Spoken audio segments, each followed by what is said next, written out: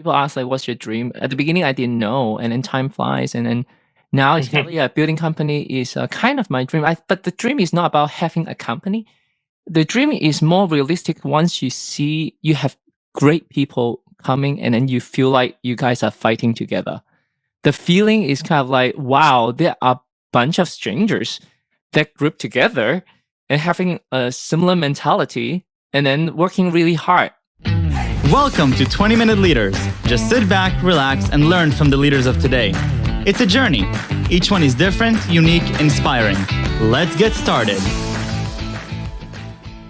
This episode is powered by J Ventures, a community-driven VC fund in Silicon Valley in partnership with Leumitech, sponsored by Homeward Ventures, Hippo Insurance, Upwest Labs, Synergy Global, Hillel at Stanford, Leap, Birthright Excel, Serona Partners, and in media partnership with CTech.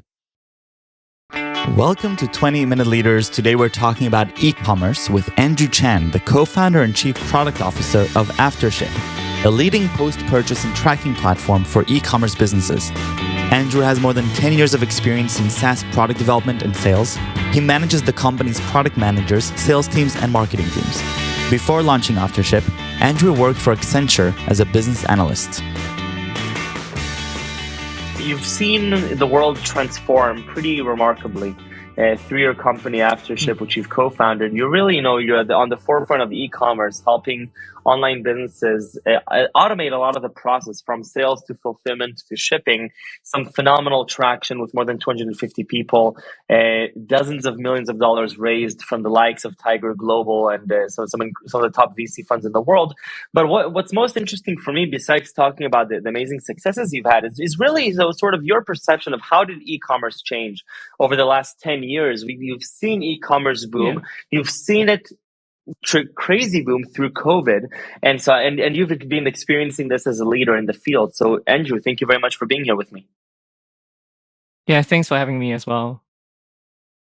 Tell me a little bit about, yourself and take me back 10 years ago. How does AfterShip start? With what vision?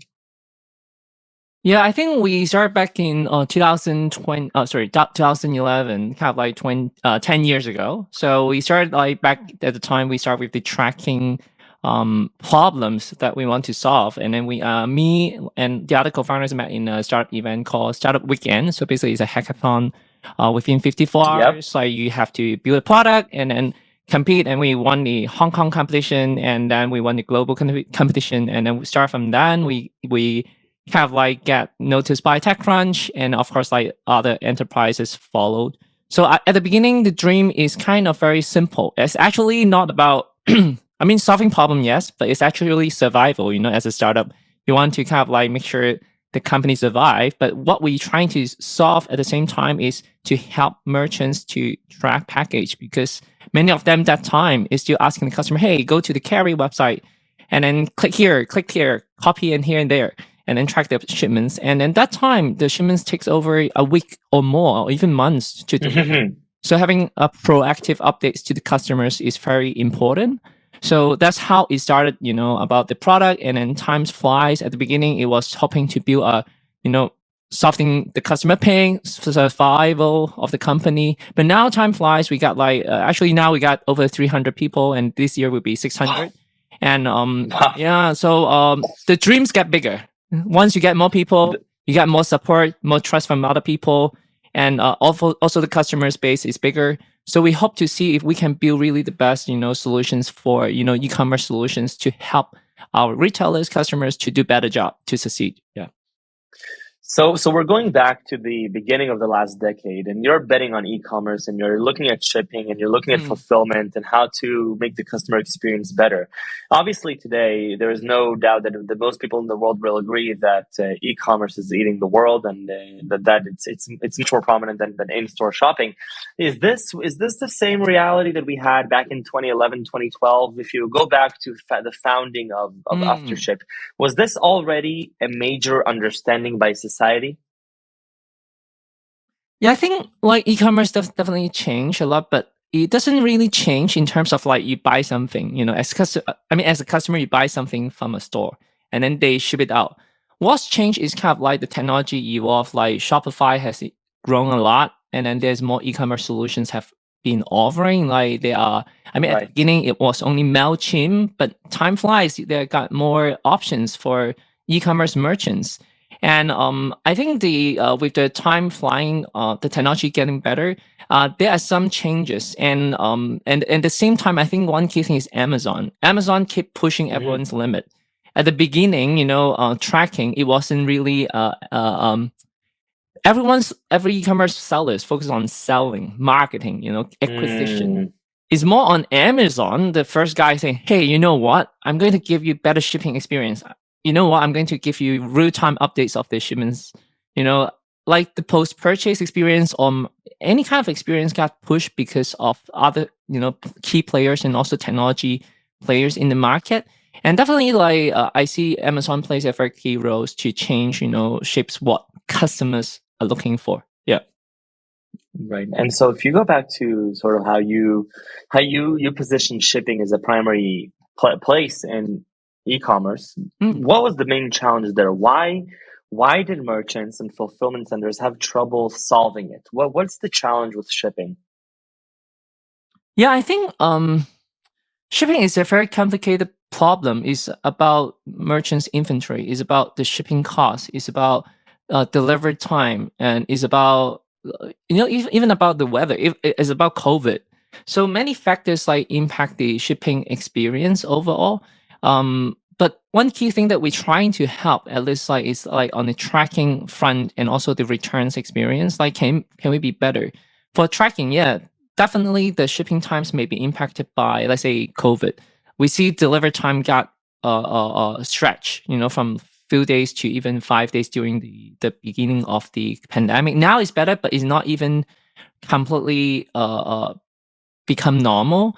So having the customers having a full visibility of where's the shipments rather than telling the customer, hey, go to this carrier and then just see what's going on. Like the merchants should really take care of the customers, keep them, engaged, coming to we call it branded tracking page to let the customers to see where is the shipments exactly, and tell the customer, hey, this is in transit, or hey, tell the customer it's an exception because it's an incorrect address. Do you proactively resolve the problem as a merchant, and also notifying the customer, hey, it's okay. And at the same time, so we're trying to also help on the return experience to see if we can help the customers to do the self-service return rather than asking the merchants. I still see many brands asking customers to fill in really long form and then email the merchants and then ask for the shipping label. No one do that these days. People look for Amazon, click, and then done kind of deal, and no question asked. So yeah, I think like times flies. Merchants they have lots of things on the plates, but shipping and tracking fulfillment is a tough part to solve because it's lots of operation, lots of things. It's not very obvious that you can acquire customers. It's more retaining existing customers. People, it's kind of like restaurants. They keep remembering, hey, new customer, come. But it's actually lots of repeating customers that you should be aware that you need to retain them, make them advocate, etc. So I think time flies, and then they are more like brands, especially more established brands or growing brands. They definitely look for how to retaining existing customers and make them more advocates. Yeah. If you're thinking through the different pain points of the stores and the merchants and the e-commerce websites, how big of a role is shipping, or what is the priority that they would allot to shipping in comparison to a bunch of other pain points? For example, the way their website looks, or the enrichment of automatic data on products. How big of a priority is the shipping piece of this? I think if I were a merchant, like first thing is the product itself. So if you don't have a good product, you are just like copycat, or you just buy from like, the drop shipping, kind of like making fast money and then just like create sales. Well, that's the things that you may want to solve first, like finding the right product market fit, and then have the market needs. You don't need a lot of people to resolve that, but I think that's the highest priority as a brand. But afterwards, like the website, the look and feel, all the marketing techniques, etc. I think it's okay. It's something that basic is enough. But you look at Amazon website, how beautiful it is. Ask ourselves, is it going to be fancy? Is it what? People looking for kind of like unified experience. It's kind of like Apple Pay, kind of like just simple, and then they don't really worried about too much about the look and feel of the website. In the old time, we see lots of top brands, really high fashion brands. The website's going fancy. It's kind of start with a video, making you feel like amazing. A brand connection. But no, now it's kind of like, hey, go there and then see the product image, blah blah blah. So there are basic things I think the brands need to take care. But is it something going to be fancy? No. But shipping is something that many brands have like even not telling the customers like when you shop select a product, they don't even know when the product is coming. They have to scroll down Right. to see the shipping policy and then kind of guess how when it deliver. Yep. And at the checkout, it doesn't really say that. And when you after you check out, it doesn't really Right. have the full visibility, notification. I think there's kind of like some basic things is so weird in this e-commerce world. Is still kind of not having that resolved. And then I think like brands should really focus on if they want to really make the customers happy, even new customers, it's kind of the first thing they will see: shipping time, return policy, easy to return or not. That like is the kind of the basic. It's not the look and feel anymore. Look and feel is really the basic. The checkout experience is like kind of unified these days. So how about the shipping? Is it better? Is it the post purchase experience, like customer support experience? Those kind of things I think is really especially the cost of acquisition is getting higher and higher. Like looking at the existing Mhm. customers experience is really important. Yeah.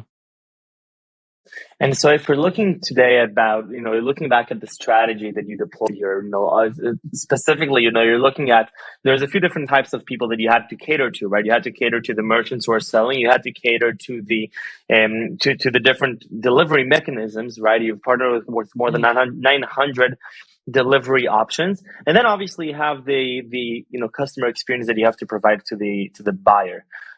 What was sort of the strategy of how you're creating this three-sided marketplace? How do you know as a leader of a company to know where to put your focus, and what was sort of your thinking through that? I think for us, like we work with like over 900 carriers worldwide because we have like major customers like from the US, they ship internationally, and then we have customers like in UK, Europe, and all over the world, but majority is still from the US. I think like the carrier strategy in US is like not that hard to choose, especially domestic. It's only a few key players. So the carrier place when it is get a little bit more complex when it goes international. So I would say if you are a brand kind of like domestic, it's not something that hard to figure it out. And of course, there is we call it more the fulfillment solutions. Like basically, the merchants will choose kind of like if they don't ship with multi carriers, they may have they don't ship by themselves. They can actually find a 3PL or warehouse to help to do the shipping logistics. And actually we recommend brands to do it if they is something that they cannot handle with those kind of experts, that let someone to help on that.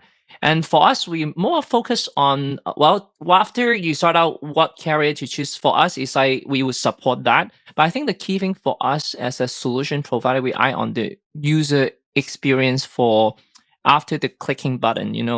The how they receive the notification. Is it through SMS? Is it through email? Is it WhatsApp or Facebook messengers? Is it what the customers want?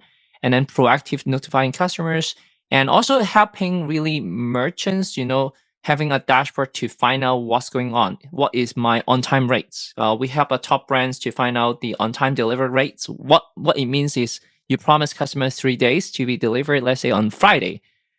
Do you know how many, like, is it really delivered on Friday? No brands know it, to be honest. Like, they just, oh, yeah, it got delivered. No one complains. So we actually eyeing more on the software itself and then of the dashboard and analytics, helping the merchants to find out the shipping performance and on-time rates, and then the shipping reviews, like customers are happy or not. Delivering on time doesn't mean customers happy for the shipping. So help them to Right. find out that and then evolve and improve is more on our products, on the tracking piece that we want to resolve. While of course, like the shipping solution just now mentioned, like the merchants have to sort out by themselves, but with our solution, they can help find, oh, if this solution, if this carrier is not on time, can we find better service, that fit our time frame, for example. Yeah. Right. So essentially, you're also democratizing their ability to choose the right, the Yeah. right people to handle the shipping, considering the options, and especially in today's competitive world, that becomes ever more important. And you can't just rely on the Right. single provider or the single carrier you've agreed with. How does growth for a company Mm. like AfterShip look like? So you reach product market fit, and you say, okay, how do you now scale this thing? What does that even mean to scale? Yeah, I think for scaling is a good problems to solve, and we are in the growth stage. And then I would say before last year we didn't really have before a few months ago we didn't really have a marketing or even a proper sales team. So we are now at the stage of building our sales and marketing team worldwide to help to reach out to more merchants, definitely to help more merchants. So that's kind of the growth thing that we're trying to solve ourselves. But the second thing is for us is like the product itself has to evolve. So what the reason that we keep still doing this product after 10 years and even longer period of time, because we see that the market definitely need software that evolve with time. TikTok comes out, technology change, people's behavior change. But many software just got stuck. Completely. Many software they built in the last 10 years for e-commerce is actually outdated. And they charge an expensive, crazy price, but they don't evolve. And I would say merchants are so frustrated these days. Like there are some solutions selling high price but not delivering. So we definitely like for us is more on can we do better? Can we do really what the merchants want and then evolve with them together? So I would say for us, like the growth pain is like we have more people, we got more customers. Can we our products, go also growing at the same time, not stuck there? Yeah, like some other product. Yeah. I love it.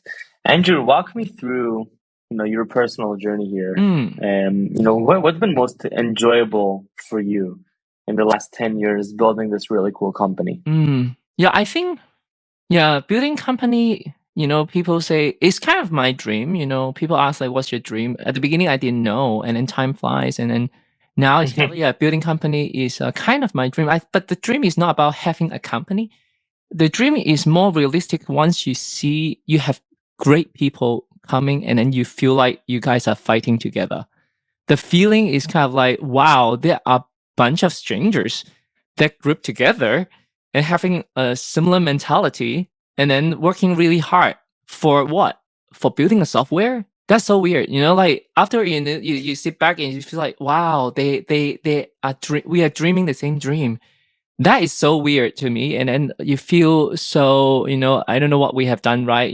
We it's just unrealistic to have great people coming to help together to build software for our customers. They're not related, to be honest. We are not related. They come, everyone's coming 10 hours, 12 hours per day, 14 hours. Some people jump in a 3 a.m. call. I was like, what?